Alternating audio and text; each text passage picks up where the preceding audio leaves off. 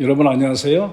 행정의 달인 박교수 TV의 박재현입니다. 교수님, 오늘 어떤 내용 소개해 주실 건가요? 예전에 제가 어릴 때만 해도 외국인이 거리를 지나가면 백인들 보면 코가 크잖아요. 코쟁이 간다 그랬거든요. 근데 이제 요즘에는 워낙 주변에 외국인이 많고 제가 속해 있는 학교에도 외국인 학생들이 굉장히 많습니다. 그런데 그 외국인들의 그 국적이 과거에 비해서는 대단히 다양한 국가의 학생들이 유학을 와 있는 것 같아요. 갈수록 그게 증가 추세에 있는데 대한민국의 인구가 한 5천, 한 100만, 200만 정도 되죠? 지금 대한민국에 거주하고 있는 외국인의 숫자가 약 280만 명 정도로 추산하는데 그 중에는 이제 불법 체류자, 비자 없이 체류하고 있는 경우가 약 한 41만 명 정도로 추산하고 있는데 아무튼 거의 300만 되잖아요. 근데 그 300만에 이제 포함이 안 되는 또 이미 귀화를 통해서 한국 국적을 취득한 사람도 꽤 있다는 얘기죠. 그렇게 본다고 한다면 원래 태생이 외국인 경우가 300만이 넘지 않을까? 그럼 벌써 이제 대한민국 인구 전체의 약 6, 7%가 원래 태생이 외국인이었다 볼 수 있겠습니다. 다문화 시대라는 것이 실감이 나죠. 이 과정에서 나오는 국제 결혼 그리고 국제 결혼을 통해서 얻게 되는 결혼 이민자 비자에 대해서 설명을 하도록 하겠습니다. 국제 결혼에 의한 비자는 어떤 유형이 있나요? 일단 이제 결혼 이민자 비자 이렇게 말하는데 F 계열이에요. F 계열에서도 6입니다. F6. 그 중에 F6-1 비자는 한국인 배우자, 물론 이제 그 혼이라고 하는 것이 한국인 남성과 외국인 여성이 하는 경우도 있고 또 한국인 여성과 외국인 남성이 하는 경우도 있는데 수치로 보게 되면 한국인 남성이 외국 여성과 하는 경우가 훨씬 많습니다. 그래서 오늘은 한국 남성이 외국인 여성과 결혼하는 이런 경우를 예로 들어서 소개할 건데요. 결혼해가지고 정상적으로 잘 살고 있으면 문제없죠. 그런 경우는 F6-1 국민의 배우자로 혼인관계가 정상적으로 유지되고 있는 그런 경우가 되겠습니다. 두 번째는 F6-2인데 그건 이제 한국인 배우자가 어떤 뭐 질병이든지 또 노안이든지 사망한 경우가 있을 것이고 어떤 부부간에 갈등이 있어가지고 이혼한 경우도 꽤 많습니다. 그런데 배우자가 사망했거나 이혼했는데 그 한국인 배우자 사이에 자녀가 있는 경우 자녀 양육을 해야 될 거 아니겠습니까? 그래서 자녀 양육이 필요한 경우를 F6-2 비자로 발급합니다. 그리고 이제 문제가 있는 게 이제 F6-3인데 매스컴에서도 이제 보도를 했던 그런 경우들이 있지 않겠습니까? 한국인 남성이 외국 여성과 결혼했는데 결혼 후에 가정폭력 이런 게 있어가지고 이혼을 하게 되는, 합의이혼이 아니고 재판선 이혼이 되겠죠. 그런데 이혼한 경우도 자녀가 있으면 맨 끝에 숫자가 2로 가는데 무자녀인 경우, 이런 경우가 바로 혼인 단절 비자로서 F6-3 비자가 좀 문제가 있는 게 있습니다. 여러분도 아시겠지만 흔히 말하는 위장결혼, 결혼을 해가지고 정상적 부부관계를 유지하기 어려운 그 생활 태도를 보이다가 폭력을 행사해가지고 이제 그걸 비밀로 해서 이혼을 소송하는데 그 전까지는 아이를 갖지 않고 이런 경우가 있겠습니다. 이런 경우는 실제로 어떤 게 있냐면은 의도적으로 이렇게 유발시켜가지고 이혼을 하고 비자를 받은 다음에 이혼을 하고 나서 자기 모국, 본국의 어떤 남성을 초청한다거나 한국에 있는 자기 본국의 국적의 남성과 결혼해서 새롭게 가정을 꾸리는 그런 경우가 있습니다. 그런 경우에 발급하는 비자가 F6-3 이렇게 세 가지 유형으로 구분할 수가 있겠습니다.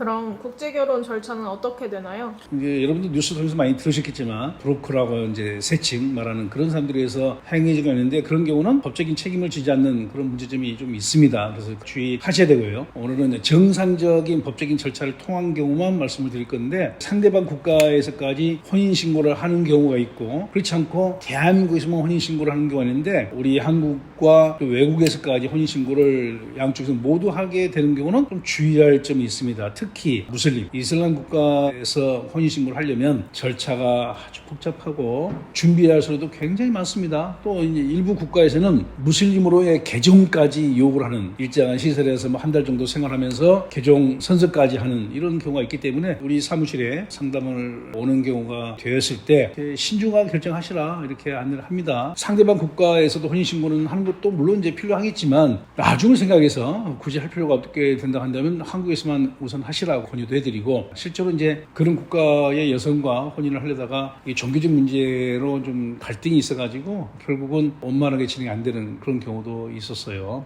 오늘은 그 경우를 제외하고 대한민국에서만 혼인신고하는 이런 경우에 국한해서 말씀을 드린다 한다면, 그리고 이제 배우자가 대한민국에 거주하는 경우 있겠지만 외국에 거주하는 경우도 있지 않겠습니까? 그걸 묶어서 함께 말씀드린다 한다면 일단 상대적으로 이건 절차가 간단합니다. 다만 이 단점이 상대방 국가에서는 혼인 관계가 인정이 안 된다는 그건 감수해야 됩니다. 준비 서류가 각 나라마다 좀 차이가 있습니다. 그러나 어떤 나라이건 간에 공통적으로 필요한 서류가 배우자의 그 본국에서 발급하는 출생 증명서 이제 언어로 발급되겠죠. 그게 이제 영어로 발급하는 경우도 있지만 프랑스도 있고 다양한 언어들이 있어요. 특히 이제 그 번역이 어려운 것은 이슬람 국가의 언어 제3국의 언어로 발급하게 되면 번역하기 참 어렵습니다. 비용도 많이 들어가고 참고하십시오. 그래서 출생증명서 있어야 되고 또 결혼할 수 있는 증명이 미혼증명서인데 흔히 말하는 그 돌싱이라고 그러잖아요. 이런 경우는 어떻게 하느냐? 현재 상태에 혼인관계가 없다는 것을 입증하면 됩니다. 그런 서류를 발급받겠죠. 그러니까 한 번도 결혼을 안 했다고 한다면 미혼증명서, 그리고 이제 한 번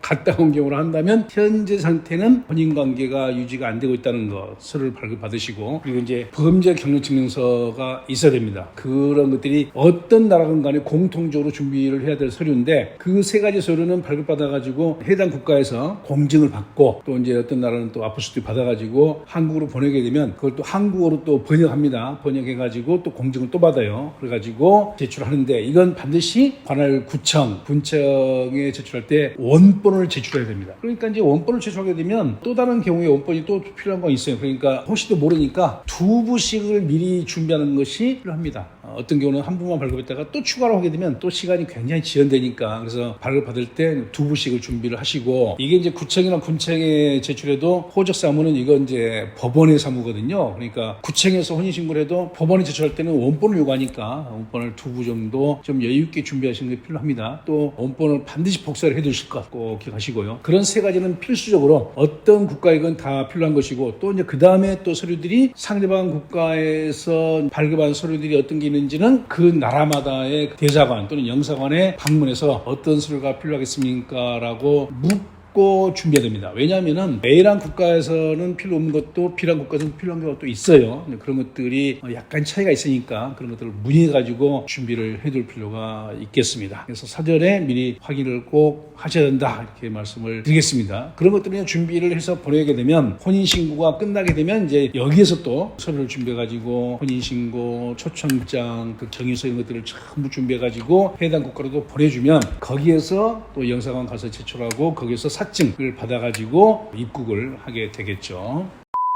국제 결혼을 위한 사증 발급의 가장 중요한 조건은 무엇인가요? 사증 발급은 이제 대한민국 출입국 사무소에서 하는 경우도 있지만 해당 국가의 대사관 또는 영사관에서 하는 경우가 많은데 크게는 세 가지입니다. 혼인의 진정성이 있느냐, 그리고 두 번째가 한국에서 부부 생활을 할 수 있는 경제적 여건이 갖춰졌느냐, 그리고 세 번째는 한국에서 생활할 수 있는 한국어 언어의 수준이 어느 정도 돼 있는지를 보는데, 첫 번째 혼인의 진정성은 이것을 이제 확인하기 위해서 만나게 된 경위를 쭉 쓰게 됐어요. 어떻게 해서 만났고 얼마 정도 교제를 했고 함께 어디에 여행 갔고 심지어는 뭐 함께 이제 숙소에서 찍은 이런 사진까지도 제출을 해야 할 경우가 있기 때문에 혹시라도 그런 준비를 한다고 한다면 사진도 좀 다양하게 찍어서 준비해 두시면 그중에 필요한 것들을 좀 선별해서 제출을 할 수가 있습니다. 그래서 혼인의 진정성이 굉장히 중요한 것이고, 두 번째는 한국에서 생활할 수 있는 경제적인 상황, 주로 이제 한국인 남성하고 외국 여성이 하게 되면 한국인 남성의 직장이 뭐 어느 정도 사대보험 가입이 된 직장, 연급여가 얼마 이상 이런 것들이 드러나잖아요. 그리고 또 이제 부동산이 있다거나 또는 이제 예금이 있다거나 이렇게 되면 이제 환산해가지고 GNI 기준으로 얼마 이상이 나오면 가능해요. 세부적으로 이렇게 계산을 하기 어렵기 때문에 상당한 정도의 수입 또는 재산이 필요하다 이렇게 생각하시면 되겠고요. 세 번째는 언어적 수준인데, 물론 당연히 상대방 국가에 있는 우리 재외 공간에 방문해서 인터뷰합니다. 인터뷰하게 되면 당연히 한국어 수준을 금방 확인할 수 있는 것이죠. 또 이제 토픽 한국어 능력 시험을 봐가지고 뭐 4등급 이상을 받았다 이런 것들이 필요하겠죠. 그래서 매우 중요한 조건은 세 가지라는 걸 기억하십시오. 첫 번째는 진정하게 혼인을 하고 싶어 하는지, 혼인의 진정성, 그리고 경제적인 상황이 되어 있는지, 그리고 이제 한국에서 생활할 수 있는 언어, 한국어 수준이 되는지, 이 세 가지가 가장 중요하게 준비를 해야 될 상황이고, 만약에 이제 이런 요건들이 충족이 안 돼가지고 한번 사증 발급 신청이 승인이 안 나게 되면 되면은 곧바로 또 못합니다. 6개월이 지나야 됩니다. 6개월이 지나서 다시 재신청하게 되는데 한 번 이제 불승인이 된 다음에 다시 신청하게 되면 심사가 더 까다롭습니다. 그러니까 첫 번째 한 번 해서 딱 승인을 받아야지, 그렇지 않으면 훨씬 더 복잡하다는 것을 아시고 최초 준비하실 때 면밀하게 잘 준비를 하실 필요가 있겠습니다. 또 특히나 이 국제 결혼을 할 때는 안내 프로그램을 이수해야 될 그런 국가가 7개가 딱 정해져 있습니다. 중국, 베트남, 또 우즈베키스탄, 그리고 태국, 몽골, 필리핀, 그리고 캄보디아, 이 7개 국가의 국적을 가지고 있는 사람과 혼인을 하고 싶다고 한다면 국제 결혼 안내 프로그램을 반드시 이수해야 된다는 것, 꼭 이걸 생각해야 되는데, 물론 이제 이 이수의 예외도 있습니다. 한국에서 몇 년 이상 유학이 있다든지 이런 게 있으니까 그런 부분들은 나중에 또 메뉴를 보고 확인할 수가 있겠습니다. 아무튼 이 국제 결혼이 갈수록 이제 많아지고 있는데, 한국의 이제 K-팝을 중심으로 한 K 문화가 이제 많은 국가로 보급되면서 우리나라 남성 또는 여성하고 혼인하려는 외국인들이 굉장히 많아졌죠. 어찌 보면 이제 우리나라가 저출산 국가여서 인구 감소가 아주 심각한 상황인데, 제가 아는 베트남에서 이제 한국 남성과 결혼한 여성들 중에서는 아이를 3명씩이나 이렇게 출산해서 잘 키우고 있는 참 모범적인 그런 여성도 있습니다. 그래서 제가 가끔 외국인 보호소에 불법 체류자 면회를 갈 때 통역 때문에 지원을 받는 상황이 있을 때 베트남 통역을 해주는 분 같은 경우는 정말 모범적이에요. 그래서 제가 가서 만날 때마다 정말 훌륭하다고 하면은 되게 고마워하고 그런 분도 계십니다. 우리나라 출산율 감소를 어느 정도는 좀 메꿔주는 참 애국적인 분도 계시죠. 아니, 보기 참 좋습니다. 국제 결혼은 각 나라마다의 혼인제도, 해당 국가 혼인제도가 좀 다르기 때문에 반드시 그 나라의 외국인과 혼인을 하려고 한다면 어떤 서류, 어떤 것이 준비를 해야 될 것인지 사전에 검토해서 진행하시는 것이 원만하게 진행되고 사증을 발급할 수가 있다. 이 점을 꼭 명심을 하시기 바랍니다. 더 자세한 내용이 궁금하시면 위에 있는 전화번호로 전화 주시면 상세하게 안내를 해드리도록 하겠습니다. 오늘 준비한 영상은 여기까지고요. 다음에 또 다른 주제를 가지고 여러분을 만나게 되겠습니다. 끝까지 시청해 주신 여러분 고맙습니다.